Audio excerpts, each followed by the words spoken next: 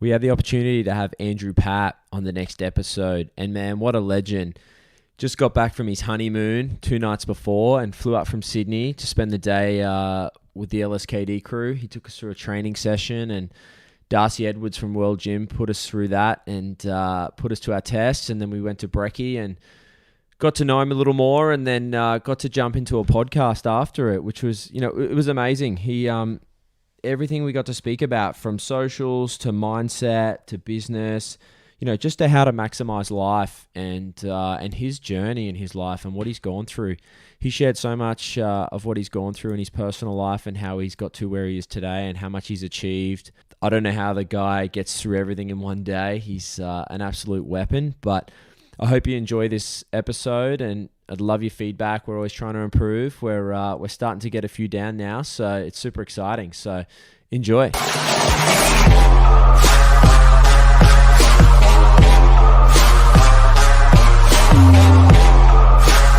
Yeah, this morning's session, it was fun to train together. It was, man. Yeah. That was a really good crew, good facility. Darcy did a great job to, he was thinking on his feet. He didn't know how many people were coming in and he just made it work. But that was taxing. Yeah, everyone was pumped. I know everyone's been excited to train with you too. Oh, mad. Yeah, everyone was really welcoming. I felt love when walking in, and everyone wants to train hard, but there's no egos. Yeah. If you have everyone's to use all in it together and wants to help each other. Yeah, if you have to use a lighter weight, that's fine. No one's going, man, you're not lifting as heavy, or you didn't finish first. It's a real healthy atmosphere, which is very few and far between to find that. Really? Yeah. Okay. I think now the fitness industry, I guess, to the top higher echelon underneath CrossFit is more competitive. You have those team sessions and time caps and how many rounds you can get, really is great. It demands higher intensity from people. Yeah. But at the same time, it really does expose and show different cultures of gyms. Yeah. What kind of culture does one gym have? Is it in an elitist gym where this is how we do things and we don't do anything else? And if you're not that, piss off. Yeah. Or we're really open and we want everyone to come on board and improve their life, or we want these type of people. So it was good to walk into that gym. You could see there's a multitude of different people there because it can facilitate bodybuilders, your strength athletes, and then you've got your sort of more hybrid approach, which is that functional stuff that we did as well. So it was really cool. Yeah, and I think the whole aspect around like that community, especially with what we do, we love just training together, working hard. It's all about finishing together as well and being a good crew. We had breakfast afterwards and everything. Yeah, it was really cool. Yeah, you filled me up. I tried to go as hard as you, but it didn't work out. I couldn't finish half of it. Yeah, there was a lot of food. I tried to go your calorie goal. Yeah, exactly. Yeah. I don't know when I'll be hungry for lunch, but we'll see. Yeah, true. We'll see. Hey, mate, you've built a phenomenal social media following in the fitness world, and in fitness and the business world, and we'll get into chat. We only met today. Yeah. We've been talking for a long time to catch up and have a session and throw down a podcast at the office. But how did this all get started? You've been on TV, you've got your own gym, you've got a fitness program, you're traveling the world doing ultra races. Like, man, you've achieved in 12 months, just from first meet, like speaking to you, how much you've done in 12 months. How did this get about? Like, what did you do to get to this level of just nonstop? You just got back from your honeymoon on Monday and now you're flying up to Brisbane. Now you're married. She can't say anything, right? Yeah. She can't leave me now. Yeah. So how to get about? Like, man, it's a good question. It's a big question. Yeah. It's a big answer. And I guess doing so many things at one time. And putting yourself under so much stress and workload, you've got to love it. Yeah. Otherwise, why do it? And I guess I've been fortunate enough to have myself prepared for opportunities. Yeah. So when those opportunities come, I can really grab them with both hands. But to get there, man, it took time. Like we spoke about it before the podcast. A lot of people are always asking, like, what's the secret sauce? What's the magic pill? How can I be like you or something that portrays you tomorrow? Yeah. And it doesn't exist, unless you were to come up with a brand new concept and it was just to grow overnight, right? But anything with true substance. Most of the time you find people have failed before trying to do that. Yeah, to get absolutely. It to that. Yeah, but that's... And always learning. Correct. But now we're exposed to, millions of people on the internet, and every day we're seeing their the epitome of their life, their most high successes, and you're thinking, crap, that's all they do. They're just winning. Yeah. Like, I'm not doing that. How do I do that? Yeah. And I'm doing something wrong. And fundamentally, like, maybe there is some changes that individual could make to make a difference in themselves. But at the end of the day, it's about giving it a go and sticking with it, something that you believe and enjoy. Yeah. And that's, I guess, where we both resonate with one another in terms of your brand, LSKD, and I guess my philosophy and the stuff that I've been doing. But starting out, man, it was a really long journey, and it comes. Well, you're in the army as well? Correct, yeah. But that was when I got out of high school. It was a great, again, another opportunity. So you went straight out of high school into the army? Yeah. So I got good grades in school. I was applying myself, but I just wasn't sold on university. Yeah. Not the establishment itself or the idea of going to uni. I think it's fantastic. It's more that I didn't know what I wanted to do. I wasn't sold on committing 4+ years to something I wasn't sure about. Yeah, and knowing that you're going to drop out halfway through if it wasn't something you wanted. Yeah, I know it's the status quo, because definitely when I decided not to go, I felt like I was behind. Yeah, I felt like people were like, "Oh, you don't have a degree, or you're not studying something," and I was like, "Oh, yeah, shit, wow. what am I doing?" You know.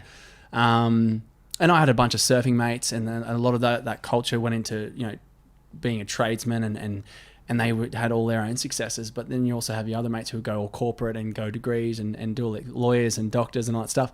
And I'm sitting there going, I'm going to go to the military, And for where I was from, it wasn't really the thing to do. And you were big into training before the military as well, in the fitness industry? Yeah. Like, you loved training? Yeah, man, I was always active. Yeah. I don't know whether I'm borderline ADD, but I'm always Can't around. sit still. Can't sit still. I love to apply. Like, I love the sense of physical exertion. Yeah. Knowing that I tried really hard at something, and did really well in athletics and basketball, and I just never really applied myself to a particular sport. Never really had the opportunity as a kid, whether it was for financial reasons, family's health and stuff like that. Just didn't have that opportunity. Yeah. So it was really just anything I could do at school. So I did everything at school and really enjoyed it. And I started training with the boys, as you do. I remember we first started our gym training at my mate's backyard, and he had this really crap gym equipment with like the barbell would weigh like less than 10 kilos with some old rusty plates. And we just do, a few sets of bench each, some bicep curls, and then go to McDonald's. Yes. And to refeed. And then we had a coupon where it was like, buy a Big Mac, get 2 free cheeseburgers. And that's what we used to do. We had no idea what we're doing. That's awesome. That's how it started. That's awesome. How old were you then? It's like 16. Yeah, cool. Just all we cared about was biceps and chest. Yeah. Pecs. Chest day. Yeah, chest day every day. But then I was actively just caring more about my health, and I was getting involved with the gym, almost every day. As a kid, you don't have that much responsibility. Yeah, correct. And then the opportunity to go to the military, and then I really thrived well with discipline and structure. I wanted to be the best at everything I could do. Yeah. And it put me in leadership roles, and I really enjoyed that experience. It taught me a lot about myself, and it taught me a lot about my capacity, my overall capacity, and myself as someone who I really put other people first in terms of care about other people. And if I can be in a service to somebody else, that fulfills my needs. So, my idea was to stay in and be a combat medic, and whether to go to Special Forces or SAS, that was my vision. And I was promising like to do that, and that was something that would fulfill my needs. And we're going to go to Afghanistan 3 months after my 1 year gap year was finished. But it just through health reasons, like circumstances with the family, there's a lot of mental illness in my family. Everyone in my family has either schizophrenia, bipolar, or my mum's bedridden. There's constant threats of suicide, and just it's been like that since I was a kid. So that taught me a lot. I grew up really quickly as a kid. So I think, and you've done an amazing job to overcome that, to how much you've achieved too. Well, that's the thing, man. Like I always say to people, and when I'm saying it's not because I've got my life sorted out, it's because I'm trying to practice it, and I make mistakes every day, right? So it's like you don't define yourself by your circumstances. Define yourself on how you respond to them, and that was the most important thing growing up and applying and learning. And sometimes I was doing it without realizing it. went to a private school. I was living in housing commission. I was poor. Yeah. And, it hits your self-esteem. Yeah. When you can't go to school camps, you can't afford any Yeah. doing things, whatever. And seeing the stress and hardship on your own family and feeling that your family's, because your family's your rock, right? Yeah. If you need something or if they need to talk to someone, they're there for you. But when they're fragile and they can't handle that, like, where do you go as a kid? Yeah. So from probably, did you have mentors growing up like that would? I had my older brother. Yeah. He taught me how to surf, skate, really instilled all that with me, and we spent a lot of time together. But he's 12 years older than me. He moved and lived his life. Yeah. But I just had to lean on myself. I had to mature up quickly and find ways to self-soothe. And that's where I think a lot of gaining good perspective, greater insight, learning empathy, like living in housing commission, like seeing the other side of the fence where, kids don't have parents and kids are fending for themselves, and drugs and, robbery and arson, everything happens. And I was living in this pretty bad place from 12 years old to 18. But I still chose not to, define myself as I'm someone who lives in housing commission. I'm someone who's poor. Yeah. That wasn't a factor, It was a factor that I had to deal with like bullying and finances. If you don't have finances, you can't do certain things. But like, it doesn't have to be my end all. Yeah. And you can't define yourself just because of that. Correct. In the future. Correct. But I had so many excuses to not do things, to not do well at school, to not do whatever. Yeah, it's like, whatever. Yeah. This is me, whatever. Right. I mean, everything's relative. Like, we have kids that complain they didn't go on holidays in the year, and I'm like complaining that, and for me, I'm like, that's so trivial. Like, I don't know if I'm gonna get home and someone may not be alive, or someone could go missing, and so, but you don't know. Those kids who are upset about something, that's relative to them. To them, yeah. Yeah. Correct. So I'm never thinking, sort your life out. It's more just like, well, this is me. This is what I have to deal with. Yeah. So I think that really put me into like a really strong mind frame. Going into the military, I had high self-esteem because I knew I could overcome things. Yeah. And knew that I had a capability of doing things well because I was diligent. And that sort of helped nurture that. And it gave me my own self-confidence to sort of go, you know what, I can do things. And if I apply myself, I can define myself by my own actions. Yeah, correct. And if that's going to help other people better perform, feel better about themselves and help empower other people, then that's what really satisfies me. Yeah, that's inspirational what you're going through, bro. Like, people don't realize when those things happen, and actually if you overcome that, you actually got to appreciate what happened then to where you've overcome to what what you're doing now.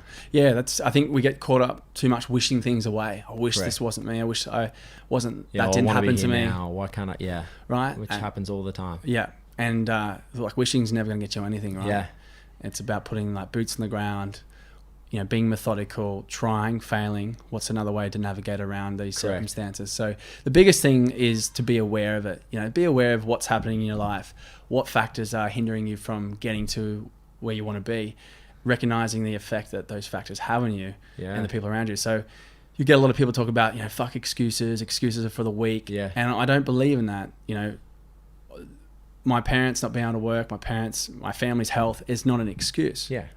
Right, it's not an excuse. It's a fact that I have to deal with. Yeah. So, people, we all have been dealt a certain hand. We all have a story. Yeah. And for me to think that I'm the only kid that's going through this is arrogant, naive, and I'll be doing myself an injustice. So, I took that attitude and I ended up applying it to my military, and that what the military taught me, what my childhood taught me, the lessons I learned has honestly paved my future in my life. And man, I'm grateful for it. And when hardship comes, good, I know you can overcome anything, right? You got it. Overcome as a kid is huge because it happens. A lot of kids just end up to turning to drugs, alcohol, and blaming it on what happened, but you can't let that overcome your circumstances in life. It's everyone has to go through their own journey, and everyone has to be, that fire is what refines you, right? Yeah. And dude, thanks for sharing that. Of course, man. That's really inspirational. Yeah, of course. Well, that's the thing. So now I can share that story, right? Something that I could have viewed as poor me and feel sorry and pity myself. But now if I share that and say, this is how I got around it. It inspires people to go, don't let my circumstances hold me back of wherever I want to go on my journey in my life. Yeah. Yeah, that's it. And that's where the fitness industry really shaped, I really took these transferable lessons and principles into the fitness industry. So I left the army, and I had a lot of guilt. And you were talking before you started a charity? Yeah, that was probably a year after I started my boot camp. So I finished the army, completed the military, got back home, and I still wanted to be a service to other people. That was my calling, sort of thing. That's what I felt. That really sort of gratified me. So I applied for the paramedics, did the testing, and got through, and was waiting in my enlistment date. And I didn't know how long the enlistment date was because it's such a sought after occupation. Yeah. So then I just got into, like I was talking about before, skilled labouring, like way left field. I was learning how to gyp rock, bricklaying, waterproofing, all these things, and it was hard work and it was bad pay. Yeah. But it gave me really good perspective. I'm like, I work 40 hours a week. And I don't love it. I don't love it, but I'm going to do a good job at it. And I did a good job at it. I ended up becoming manager, and the owner was like, I want to give you my business when, I get older, you can have it. Yeah. So I took that responsibility and I just ran with it because I don't want to give half-ass effort at anything, even if it's something I'm not passionate about. I saw that at the gym this morning. Finished the workout, then you're doing push-ups. I'm like, I feel lazy right now. Yeah. So it's so that work ethic was there, and that taught me a lot of lessons, and it gave me life skills, right? I look at the positives. Like, there's a lot of moments where I was like, this is shit, but what if everything's too easy? You're not growing from it, not getting anything out of it. Yeah. And so then I was at a point in my life where I wasn't doing too well financially. I was just a young lad having a good time with my mates. But I ended up getting to a point where I was sleeping on my sister's couch, and she lived in a really bad area too. And I was just like, I've got more to give. Yeah. I like the paramedics. It was like a wake up moment. Yeah, it was. And I ended up getting an enlistment date with the paramedics. And in that time, like almost a 2-year period of being in limbo, spoke to a lot of paramedics. One of my local surf spots, there was one guy, Jeremy, and sitting down with him and getting a little bit more serious about it, he was just telling me, like, it's a tough job, obviously, and it can be a short career. Just what they have to deal with. What they have to deal with on a day-to-day basis, being that high stress. Yeah. Seeing what they have to see. Yep. Night shifts, all that stuff. And I was like, that's, I could face that, and I'd be willing to, but maybe I can be more proactive rather than reactive. Yeah. And join the fitness industry. Instill the lessons that I've learned in my life in the military, and help people not have to dial paramedics, or help people on the day-to-day. And so I had this vision, came up with a business plan, an idea. It's called Battlefit Australia. I was set on it. I thought I could start this boot camp and we can make this happen, but I had no money. And like I said, I was in a bad place in a lot of ways. And two of my army mates, which were two of my groomsmen at my wedding, I got recently married, they both loaned me $5,000 each. One night we were on the drink, on the piss, and we're just talking about it, and I was explaining it, and one of my mates like, man, I know that, he's like, I know you've got a good idea, and the only thing that's restricting you is finances, so we want to give you $5,000 each to get started. Yeah, that's so rad. Which is amazing. Yeah. I was blown away. And that only came around because I valued my friends. Yeah. Like I looked after my friends. They were like my brothers to me, and those opportunities don't come to you if you're a shit person, right? Yeah, if you're only in it for yourself. So at the time I didn't think of it like that, but now when I look back and and retrospectively and think about relationships and friendships, I'm like, it pays to be kind. Yeah. So fortunately enough, $5,000 each. I said, I'll pay you back, with $500 interest. And I started I was a membership consultant at a local gym, and that money was enabled me to then purchase my Cert 3 and 4, buy my permits for the council to work outside, insurances, some shitty equipment, and a non-descriptive old white van that was carting all the gear around. And so we spent every dollar, and I did a pre-sale for a 10-week progressive fitness program. That had your basic training. It's a mixed gender for people who are new to training. And then you had fitness fanatics, which is all females, and then battle conditioning, all males. And I sold it as a 10-week program. People paid up front, or they paid week to week. And I ended up selling like 55, 60 people. And it was only because whilst I was in training, knowing that this has to work for me. I don't have a choice. Yeah.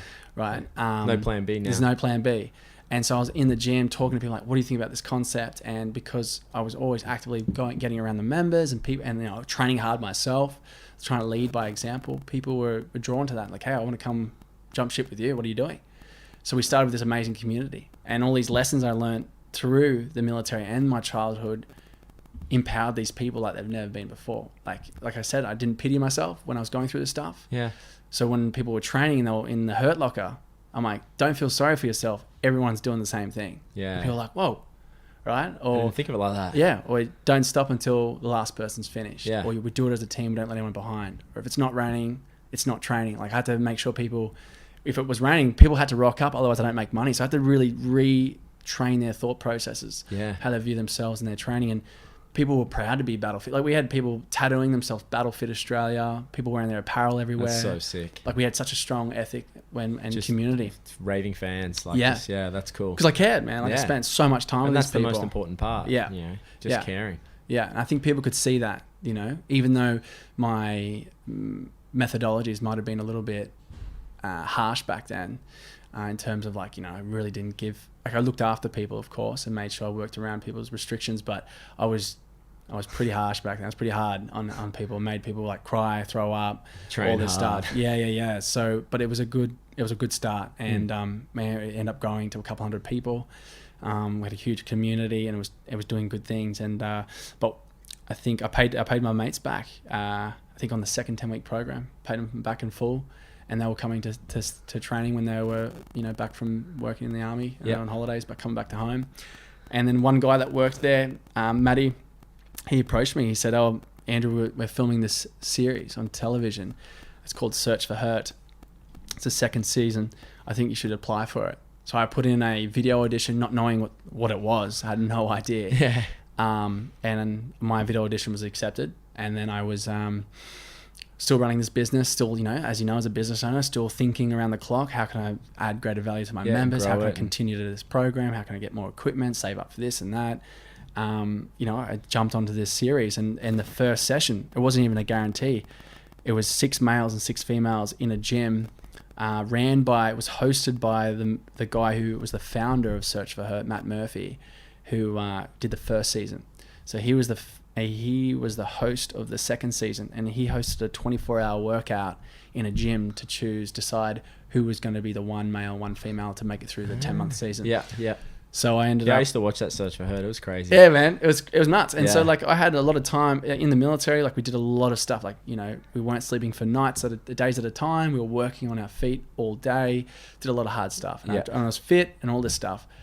But Matt said to me later on, he's like, when I first saw you at that Hurt camp trial, he's like, who's this big muscular guy who's gonna just fall flat on his face? Because I'm up against Ironman, obstacle racing, Australia's best obstacle racers, all these ultra endurance sort of aerobic specialized people.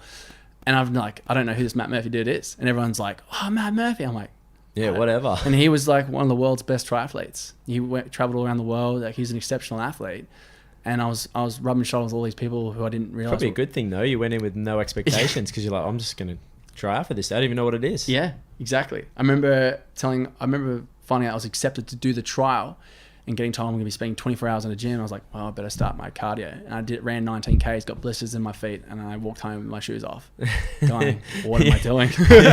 Really? Yeah. I went in there undercooked. So anyways, we started, and it was 3 apparatuses that we had to complete essentially. Yeah. So it was 21 kilometers on the rowing machine, 100 kilometers on the bike, 42 kilometer run on the treadmill, and then there's always something to do in between. So we spent half an hour on each apparatus. Then we do box jump burpees for time, half an hour, beep test, half an hour, some strength, it's a long time, climbing. Half an hour. Yeah. And there was always a carrot to chase. There's always incentive to go hard. So if you get the most meterage on the rowing machine, it takes 1 kilometer off your run. If you burn the most calories on the bike, it takes 500 meters off your row. Yeah. So you're constantly chasing, and there was competitions all the time. So it was just hard. There was no pacing. And, I was well above, and this was well above me in my capacity at the time. But I had that mindset, man. And I was like, this is my make or break chance. I'm like, I could be yelling at people in the park for the rest of my life, or I could just stick to this speed next to this super fit guy, hold on to it, and that might be enough to get me across the finish line. and change your career. Change everything. And there was one moment on the rowing machine. I had 5Ks left to go. I couldn't bend my knees at all because I would get cramps in my quads. So I was just doing back extensions. And so I was a bigger, stronger guy. So I was holding a good tempo, and they'll tell me, get off, we'll roll you out, we'll stretch you out, get some like electrolytes and stuff. I'm like, no, I'm not stopping. I finished the whole 5Ks, just constantly back extensions. And they saw that work ethic all the way through. And they're like, this dude loves to hurt. And we're going to get him on the show because I'll be entertaining because how hard it'd be, doesn't matter. I'll just get through it. Just go through it. Yeah.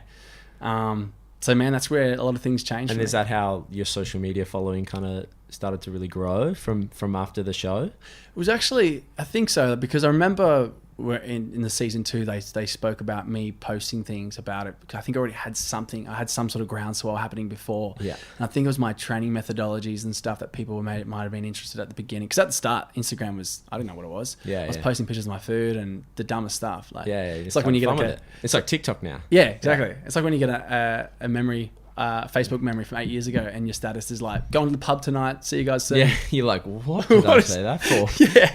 So and you'd post 40 photos. You'd upload every single photo into an album, and you look back and go, why did I upload stuff that made no sense? Yeah, exactly right. Which is not a bad thing. It was kind of good then, right? Yeah. Now everything's got to be more curated. Yeah, it's changed a lot. Correct. Yeah. So, and like people's like attention span, no one's gone through a 40 an album photo of 40 album, photos to see blurred images. Not even reading the captions. They're just scrolling through. Yeah. So, man, I think it definitely helped. It definitely gave me exposure to the people that I geared in that way. So a lot of people that I meet, which is amazing, they still like, I've been following you since Search for Hurt, and like they do obstacle racing, they do triathlons, they do long distance running. Yeah. They're just serious about their training. So when I was going to obstacle races and stuff like that, people were like, hey, and I was like, who are these people? This is crazy. But that 10 months, man, was like, So it was a 10-month series? Like, is that how long it took? Correct, yeah. Sorry, 10 months going around Australia doing different events. So like, we did a 48-hour adventure race, the GeoQuest, and like Scott's Head in New South Wales. We did... so it was all in Australia? All in Australia. Yeah. 24-hour obstacle race, 24-hour mountain bike race, 100K bike ride. Like, we just did everything. And we did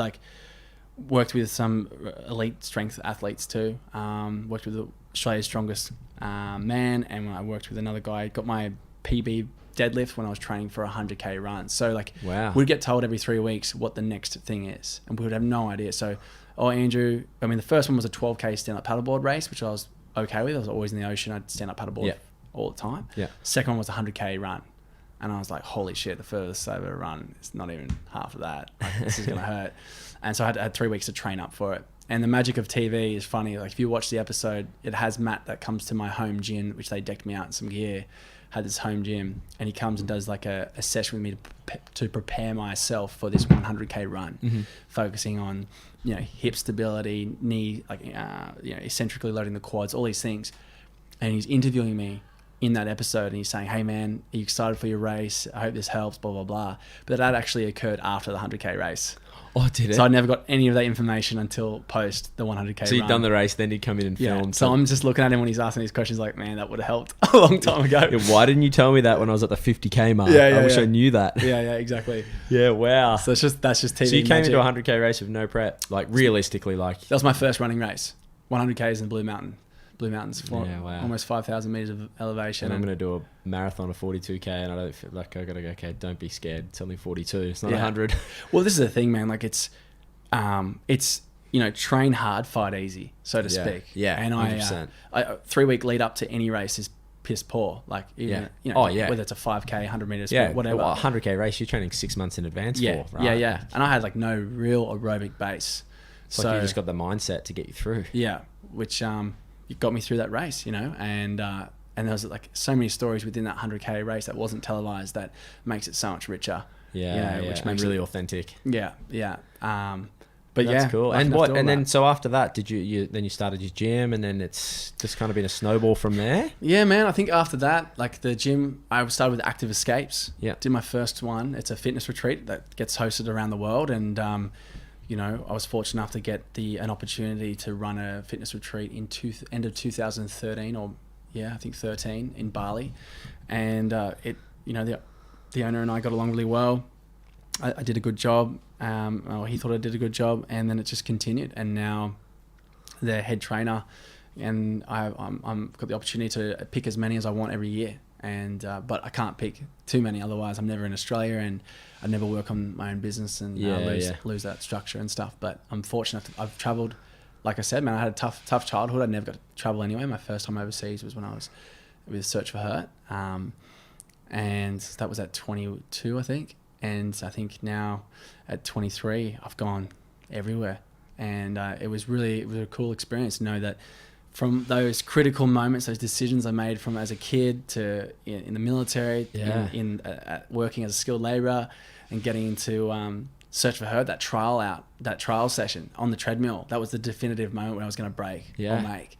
Mate, if I decided to quit then, if I decided that it was all too hard, poor me, you wouldn't have gone to where you've gone to now. Yeah, that mindset. Yeah, it's key, man. And there's no plan B. You've got to do it. Got to do it, and everyone can tap into that. Yeah, it's there. It's there. And I mean, what does a daily routine look like for you with everything you've got going on? How does your daily routine go? What do you do? Give me a normal day in the life of Andrew Pap. Well, it's funny because, like I was saying, I operate really well with structure. Yeah. And this has no structure. Yeah. Yeah. Like looking after an online business, looking after socials, working with multiple brands, forever, thinking about the future, putting out proposals, what's the next thing, to training yourself, to having a relationship with your wife, my now wife, catering to other friendships, and having fun at the same time. How does it all come together? Yeah. I haven't had kids yet. Yeah. Yeah, wait till that comes. Yeah. Exactly. Man, how do you do it? Like what's the... Yeah, man. Because you don't have structure of 9 to 5. Like you're never off either. Like it's with all the facets that you have like going on. There's a few things that are critical. So for me, surrounding myself with people that are better than me at everything. Yeah. That's the only way I can juggle 10 different projects at once. Yeah. If everything was relying solely on me, I would have just stuck to Battlefield. Yeah. And even my administration back then was piss poor. Yeah. Sometimes people rock up and go, hey man, I didn't pay for the last 10-week block, but here's that cash, and here's the cash for this 10-week block, and I didn't even know. Yeah. So like I just... Yeah, getting great people around you so you can do what you do best. Yeah, so I just stick at my strengths, right? Yeah. So there's that. I'm fortunate to have amazing people around me. I'm fortunate that, even on Active Escapes, connecting with people from all around the world. And like, this is what I talk about with them on these trips. I'm like, you have 30 people coming from everywhere, all walks of life. People are thanking me like, oh, thanks for all the training. Thanks for teaching me stuff. I'm like, guys, I'm one person. I just got 30 different, aspects on how you do things. I believe that people leave imprints on one another, whether it's brief or over a long period of time, whether it's negative or positive. Yeah. I've just got 30 imprints. Like I go home every week so much richer than you leave from me. Yeah. So it's like my duty to hopefully give you something. Yeah. Of some value, and that's where we have to start facing things like, what kind of, not even a legacy, but like, what do you want to give to people? Yeah. You want people to give back. Yeah, give back. And that's how we feel. That's how we feel most fulfilled. That's how I feel most 100%. I think you feel most fulfilled when you are giving service and helping out. Yeah. And it can be something as trivial as like you picked up a pen that someone dropped at a desk. Yeah. You feel better about it. And it could have changed that person's day. It could. Absolutely. Yeah.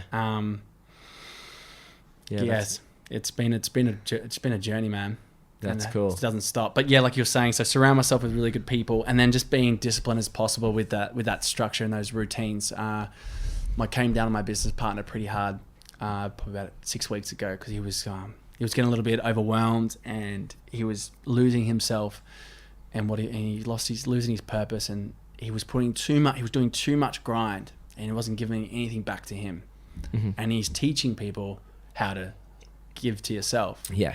And I'm like, you're losing yourself. And I'm like, you don't have a 9-to-5 job. I said, you have no excuse. I'm like, you don't have a deadline to rock up on a day. You got a lot of things going on, yes, but you need to put some time away for yourself. And if you don't, it's game over. Yeah, right? Correct. So I'm like, before 9 a.m., all that time is yours. Yeah. If you can't get up before then and do everything you need to do to fulfill your needs, so you crushed the day and you're satisfied on what you're doing for other people, but also what you're doing for yourself, then what are you doing here? You don't belong with that type of job description. So correct.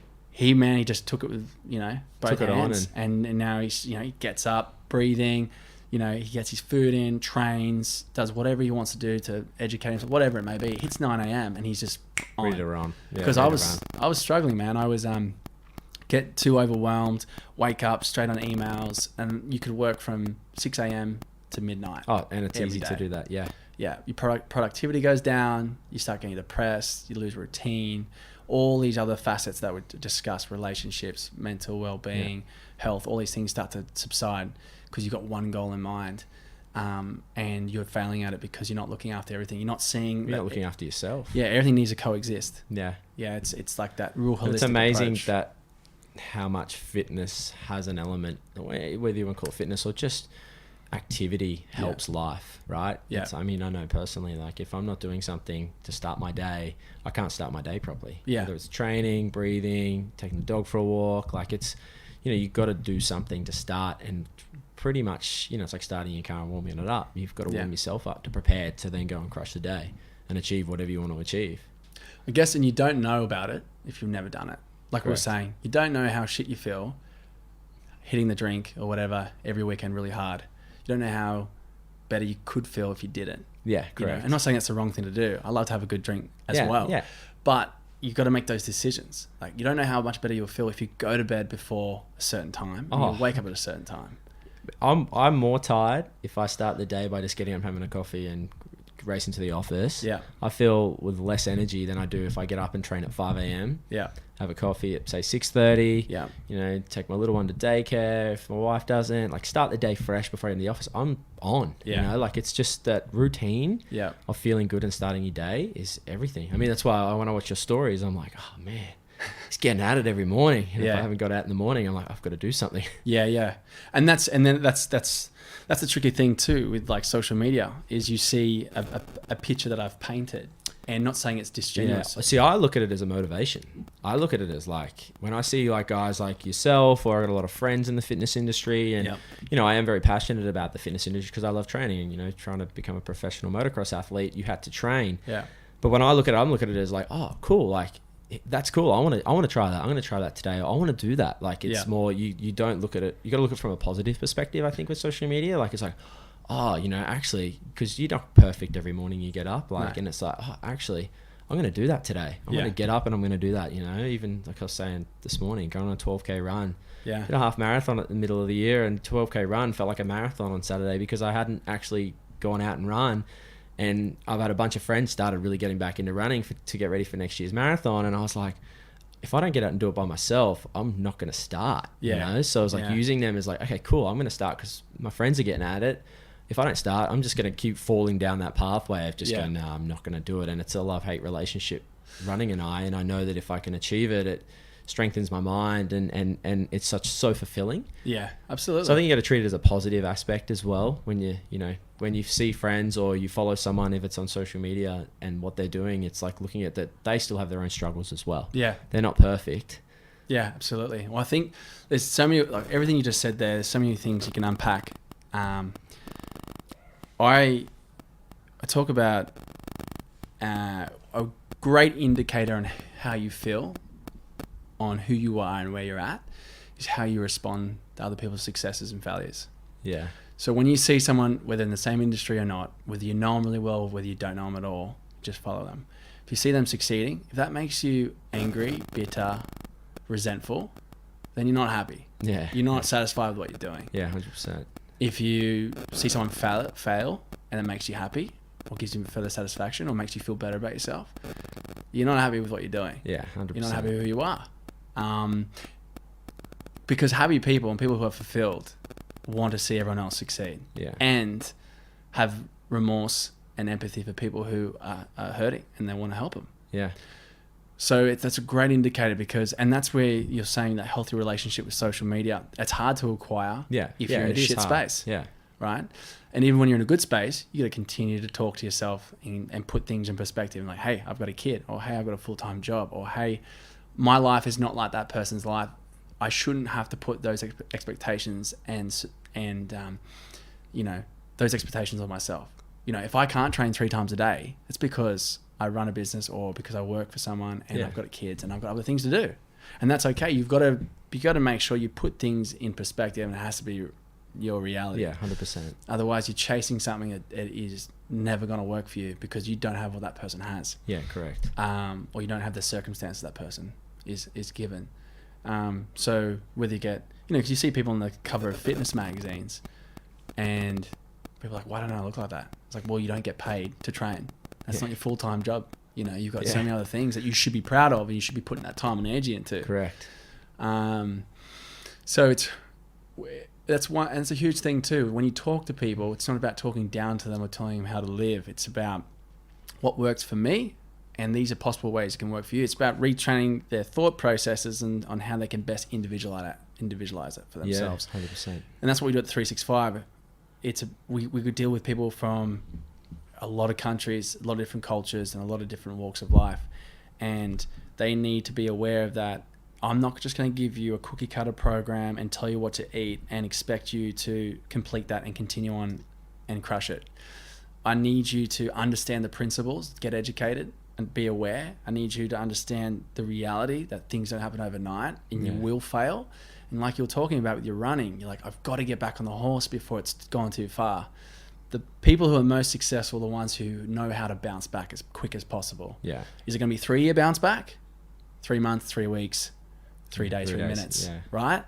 So once you get that understanding going, okay, failure is a part of the process, but how quickly can I bounce back? How much can I be consistent? Yeah. That's where the win is actually at. It's changing the role from like, how many successes can I get to how quickly I can respond to failure. Correct, yeah. And I think that's where you start to retrain people's thought processes. You get them to have a good relationship with food and their training. Because for me personally, this is how I guess level out with a lot of people who deal with body image and body dysmorphia and food and everything. Is I had my own issues, right? I grew up as a kid who had quite an athletic physique, and I gained some sort of notoriety from it with my friends, like, oh yeah, Pap, has his shirt off all the time or whatever.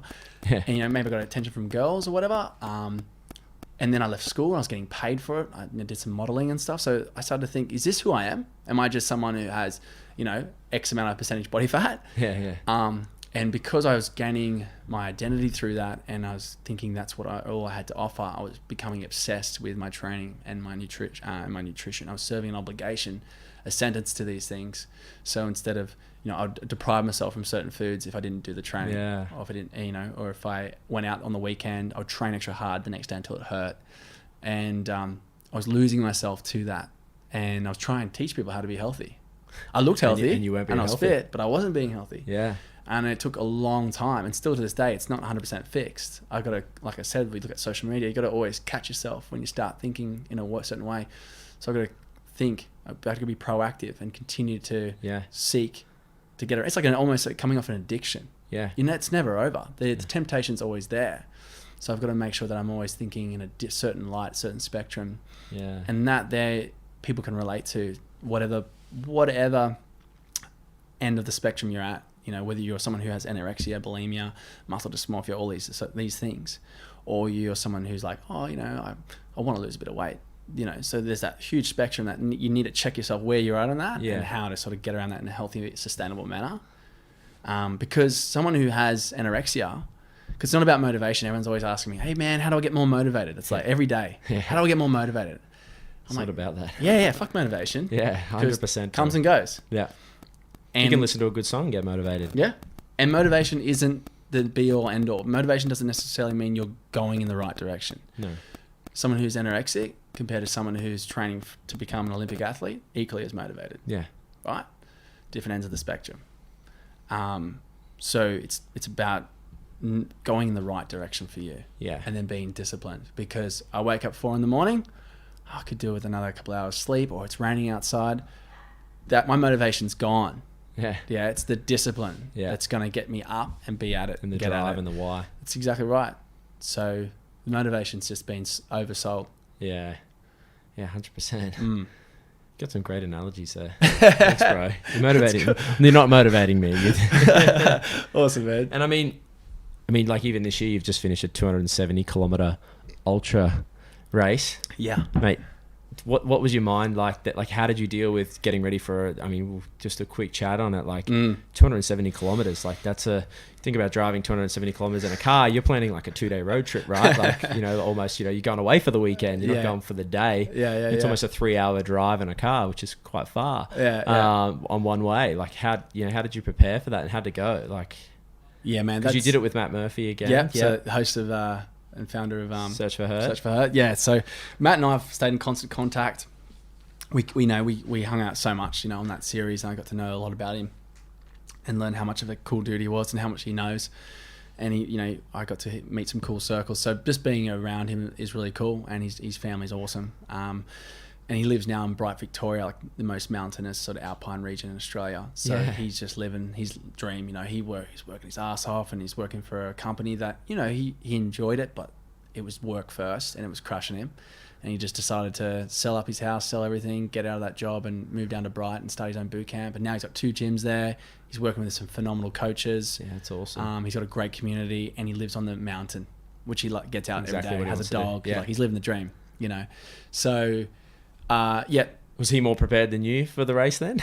Well, mate, he has such an amazing aerobic base.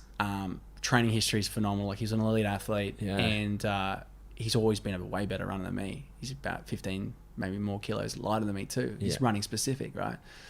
Endurance specific too. So we both went on this this 270k multi-stage race undercooked to our standard. We knew we could finish it, and we knew we wouldn't be bad at it, but we wouldn't be as good as we want to if we had more time for preparation. Yeah.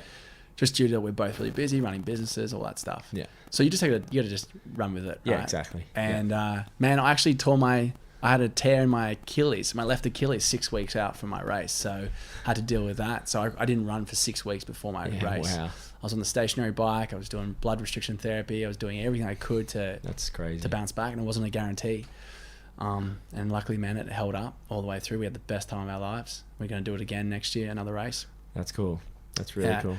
Yeah. I'm setting my next goal of a 96k race, and here's you throwing down 270. That's awesome, dude. Well, man, like, dude, hats off to you, right? Because there's no reason. Like we were talking about it before. You were trying to find why the fuck am I going out doing a 12k run by myself on the weekend away? Yeah. I'm meant to be relaxing, right? And it's because your life's not easy. Yeah. Right? Yeah. No one's life's easy. No, it's not right? perfect. If you're looking to always overreach and looking for the next thing, and you want to get at it, your life's not easy. Correct. So how do you callous your mind? Achieving goals isn't easy. No, so it's life's. That's right. And you're going to have adversity along the way. Unforeseen things will happen. Correct. So how do you prepare yourself? And that's by putting yourself in the hurt. That's by putting those factors in your life. Going, you know what? I could have it easy. I could wake up at 9 a.m. every morning and rock up to work and whatever and switch off when I finish. But that's a boring life. Yeah, if I want to really get at it and get some, I've also got to set the standard for myself. I've got to get out there on those rainy days. I've got to be consistent. I've got to fight through the aches and pains.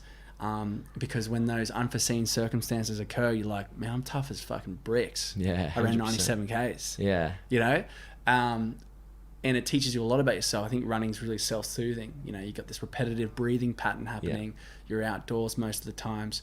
Especially when you get into that zone, when you feel like there's a part where it really hurts, and if you break past that, then you get into that spot where it's just like, okay, this is a good, until you get to the next stage of, depending what kilometer you're at, you know, when you get in that kilometer where you actually feel really good, you just got to break past that to begin with. It's an amazing feeling. That's 1000%, and not even just the kilometer. Like the kilometer, that's definitely a thing when you feel like you're in your stride, but that's when you're fit. Yeah. It's that initial, you don't have that running fitness, or for some people don't have any fitness. Yeah. It's like, it's such a small percentage of the journey, but it's so critical. It's at the beginning when you have no motivation, no discipline, no awareness of what you can achieve. Yeah. You come up with a little bit of resistance. You're like, fuck this. I'm just going to sit on the couch, or I'm just going to do something else that's easy. Yeah. And you prevent yourself from earning your potential, being who you could be. Actually be, 100%. Yeah. So like, man, there's so many different like memes and pictures and motivational quotes that sort of all portray that same thing. Yeah. There's one where this guy is has a pick, and he's picking through this dirt, and he picks all this huge distance, and he decides to give up because it's too hard. But it was just behind that next hit was all these diamonds, And that happens all the time. We're like, nah, it's too hard. I'm not going to persist this anymore. So I find like, yeah, exactly right. Once you get a certain level of fitness and you're accustomed to that stress and you've got some consistency, then you start to enjoy it. And that's where you find all this new movement of fitness enthusiasts that you have now. Who are just at it every day, loving it, living and breathing it. But that's so foreign to the general pop who haven't experienced that yet. They're like, you're crazy. Like, why would you go on a retreat overseas to train? Yeah. Don't you just want to drink piss? Yeah, exactly. Don't you want to relax? Maybe surf, maybe drink? Yeah. Like what's wrong with Yeah, and that? it's interesting. I mean, I've grown up doing fitness my whole life. Like I was telling you before, I grew up doing aerobics. You know, my mum was an aerobics teacher at school. So, you know, I've grown up doing aerobics, pump classes, to training in the gym, to, you know, surf life saving. So I've always done it. But I think it's now I start to really appreciate it as you get older, and you know, you start to see like with running and doing those things, and you know, it's becoming more and more popular, those kind of events. You know, it's you start to really appreciate it more. Like I've always been into fitness, but then when you take it to that next level, it's like, holy shit, like, this is, you know, and you just, I don't know, it's just that feeling you can't explain. I think I think it's those transferable benefits that you don't realize how good they are until you get older and have responsibility and stress in your life, right? Yeah. When you're in primary school. Especially when you're trying to, you know, run a team, you got, you know, you've got your business, it's everything, it's just go, your family, you're trying to, go, that side of it. And, you know, when you are training, I mean, I know from training for an event, I had to cut back my training. I couldn't train more. I didn't have the time. So I had to do less sessions in the gym and more running to prepare for something like a half marathon, because I was only training maybe 4.5 days, maybe 5 days a week. Yeah. From a 7-day week, because I just had to work it in with time. Yeah. It was just having to put better sessions in and spend less time in the gym. Yeah. So I could get that to achieve it, or it wouldn't have happened. It wasn't like I didn't have time to train more. I just had to like mix it around and make it work so I could do that.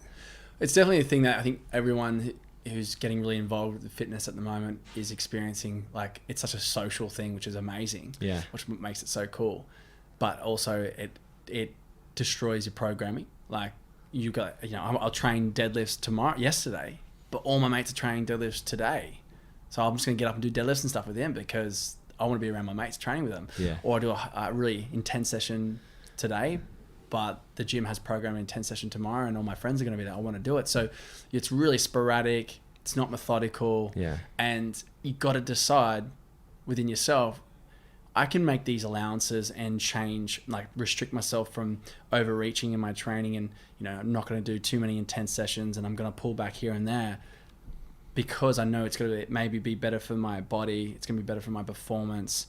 But then it's like, am I enjoying it if I'm missing out all the time? Yeah. A lot of people, you're on two ends of the spectrum. You either need to get yourself to the gym, or you need to discipline yourself to stop yourself from going to the gym too many times. Yeah, yeah. Right? It's like, I treat, you're totally right. Like I would train every day if I could. I just love it. It's part of it. And it all goes back to your career. It helps you with your career and business and, you know, as we're saying around that entrepreneurship, it actually, anyone that's trying to succeed in their career or they've got goals, I think fitness is, it's you know, because the fitness industry is talked about so much, but it's got nothing to even, it's more helps you with your personal goals and your career goals and what you want to achieve. It's that feeling because you start your day right or you end your day right, you know, like you start, you know, if you're training at night or in the morning or whatever, it actually helps you and it goes back to your career. You know, you bring that back into, you know, it's funny, you know, our CFO came training on Monday. We did a team session on 7 a.m. Monday morning and a few people got Monday-itis, but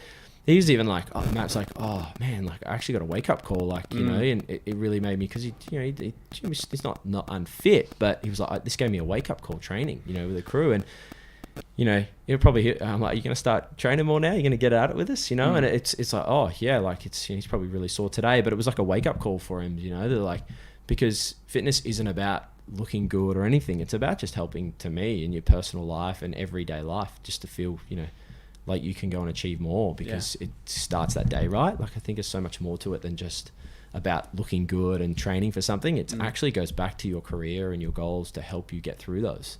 Yeah, I think a lot of more and more people are getting out of that sort of Arnold Schwarzenegger phase of just bodybuilding. Yeah, because a lot of people think that when they think fit, but it's got nothing to do with that almost. Yeah, well, look at all the gimmicks that get sold on like Denno's Direct, like Ab King Pro, and you know, you got a door, you got a gym. Like They're just trying to find new ways to get people to something. spend money to get an idea that's false in its core belief.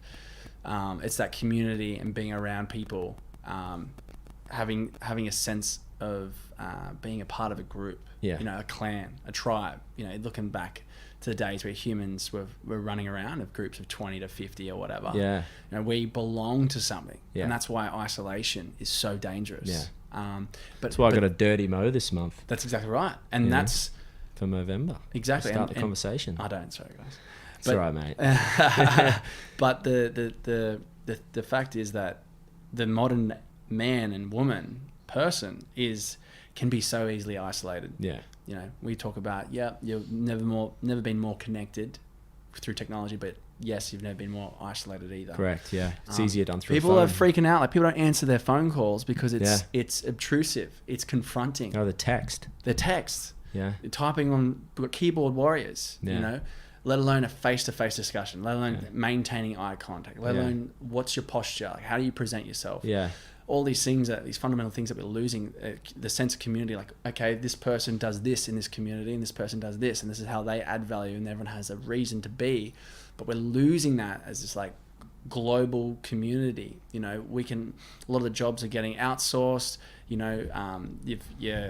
There's so many options now. People are feeling overwhelmed and comparing themselves, and it's so easy to be trapped and think like, I'm useless, no one needs me, I don't belong to anybody, and that's where that spiral begins. So the fitness industry is and this is what with Battlefit Australia, for me, it was my ministry to instill a community, to instill purpose, to show people that everyone deserves to be loved, everyone deserves to be accepted. That was my main thing. We had all walks of life coming there, from anything you can think of. And because I was instilling these principles into the trainers, into the people who've been there the longest, to the newbies, it was a really healthy ecosystem. And that's where we got to break through those barriers, man, and those social social sort of standards. Is that at the end of the day, we all want to be loved and cared and appreciated and be a part of something. And that's what we were talking earlier today about, the difference between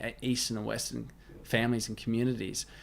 Eastern communities, I find that they're more willing to be acceptance and have their grandparents a part of the family, whether it's family business or looking after grandkids or helping around the house or being seen every day, rather than thrown into a retirement village and saying, hey, like, you're actually a burden now. We'll come and see you once and every so often.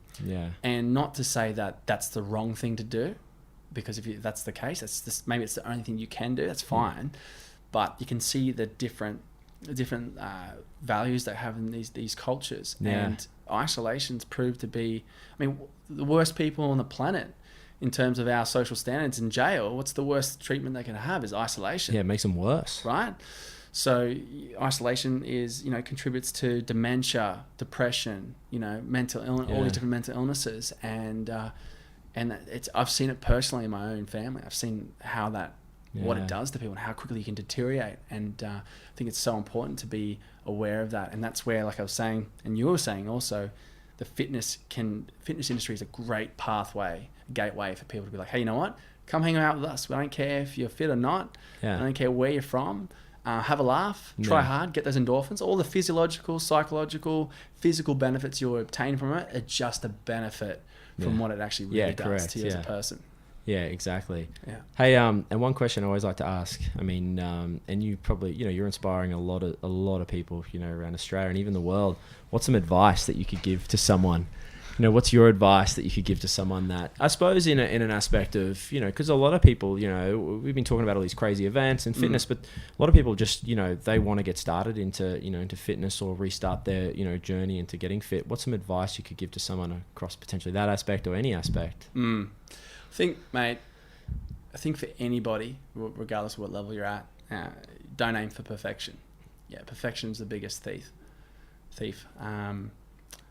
It's if you put too high of expectation on yourself, because a lot of it happens all the time. Like, you know what? This is the day. It is January 1st, 2020, and I'm going to never eat a carb. train twice a day, you know, all these things. And you're setting yourself 2 up days later. Yeah, you're setting yourself up for failure. Yeah. You know, why don't you try incremental steps? You know, like, this is the day where I'll get up half an hour earlier. This is the day I'm going to start making my bed every morning. Yeah. This is the day where I'm going to give a friend a phone call every single day. You know, it could be anything. And these small wins have got to be celebrated. You got to recognize these small wins. Correct. Because to you, they're really important, because it's not about reaching for goals. It's about earning those goals through those incremental stepping stones. But we lose that perspective because we're seeing other people online crushing their goals, and we compare ourselves. Like, if I see a guy deadlift 400 kilos, you know, I'm like, that makes my deadlift look like crap. But I haven't earned to lift 400 kilos. Yeah. So why am I going through that journey? Why am I upset about it? Yourself? So I did a talk with a bunch of youth from where I'm from, and they went away for lunch. They came back in. I was the last talker of the day. These kids are just angsty, want to get out. I'm like, how am I going to get these kids' attention without telling them to do burpees and shit? So I said to them, all right, kids, I gave them a bit of a spill. I said, look, listen up. There's a $100 note. All right, don't move, otherwise no one wins. There's a $100 note underneath someone's chair. In a minute, I'm going to tell you to look for it, and don't talk. Look for it, and if you win, stand up, hold the $100 note, and you get to keep it. Right? And so I said, go. So all these kids are scrambling like their life depends on it, and everyone's sitting down, no one's standing up. I'm like, who got the $100 note? And everyone's looking around. There was never a $100 note. Yeah. I didn't put one there. And everyone's like, oh. I'm like, you never earned that $100, so why are you disappointed? I'm like, that's exactly what we do as adults and as kids. Yeah. We're like, I wish I had that. I wish I was there. Have you done the work to be there? Yeah. If you haven't, shut up. Yeah, exactly. Don't be disappointed. Now put the work in to earn that, you know, what they've done. And they've earned it differently because they've come from a different place. Correct. In every single way. So I guess that's probably, I know it's a long-winded advice, man, but... No, it makes perfect sense. Yeah, I appreciate that. Yeah, man. Hey, thanks for coming on today.